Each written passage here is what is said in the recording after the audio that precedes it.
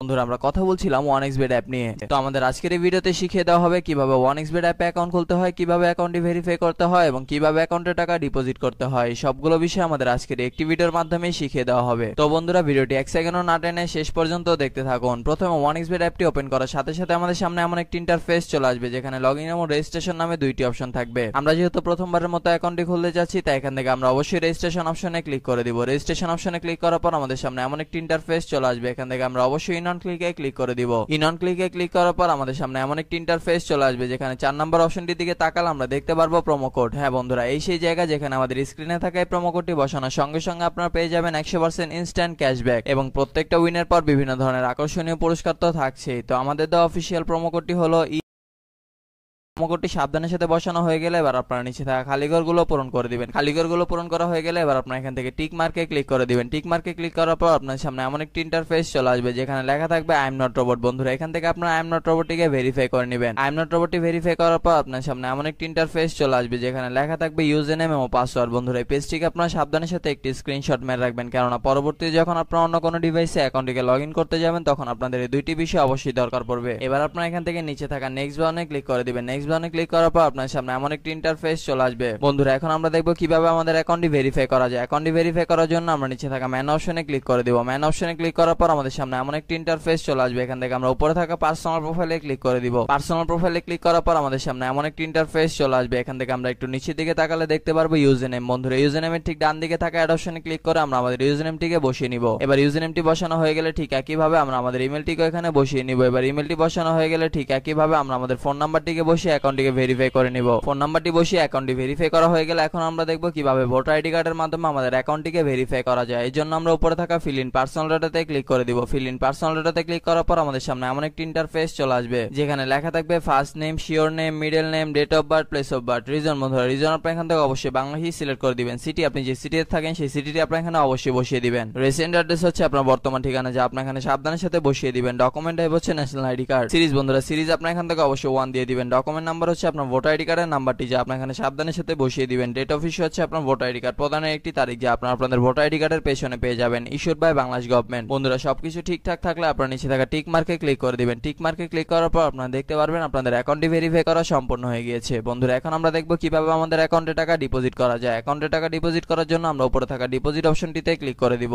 Deposit অপশনে click করার পর আমাদের সামনে এমন একটি ইন্টারফেস চলে আসবে যেখানে লেখা থাকবে কোন কোন মাধ্যমে আমরা তাদের সাথে টাকা লেনদেন করতে পারবো। আমরা যেহেতু আজকে বিকাশের মাধ্যমে তাদের সাথে টাকা লেনদেন করতে যাচ্ছি তাই এখান থেকে আমরা অবশ্যই বিকাশটিকে সিলেক্ট করে দিব। বিকাশটি সিলেক্ট করার পর আমাদের সামনে এমন একটি ইন্টারফেস চলে আসবে। বন্ধুরা এর আগে বলে নিই যে 1xBet অ্যাপে একদিনে সর্বনিম্ন 300 টাকা থেকে শুরু করে আপনার ইচ্ছা অনুযায়ী আনলিমিটেড টাকা আপনারা এখানে ডিপোজিট করতে পারবেন। আমরা যেহেতু আজকে 2000 টাকা ডিপোজিট করতে চলেছি তাই এখান থেকে আমরা অবশ্যই 2000 টাকা সিলেক্ট করে দিব। এবার এখানে আমরা আমাদের বিকাশ ওয়ালেট নাম্বারটিকে বসিয়ে দিব। বিকাশ ওয়ালেট নাম্বারটি বসানো হয়ে গেলে আমাদের অ্যাকাউন্টে একটি 10 ডিজিটের ট্রান্সফরমেশন আইডি যাবে। সেই আইডিটিকে আমরা এখানে সাবধানের সাথে বসিয়ে দিব। বসানো হয়ে গেলে সবকিছু ঠিকঠাক থাকলে আমরা নিচে থাকা কনফার্ম বাটনে ক্লিক করে দিব। কনফার্ম বাটনে ক্লিক করার কিছুক্ষণের মধ্যে আমরা দেখতে পারবো আমাদের অ্যাকাউন্টে টাকা ডিপোজিট হয়ে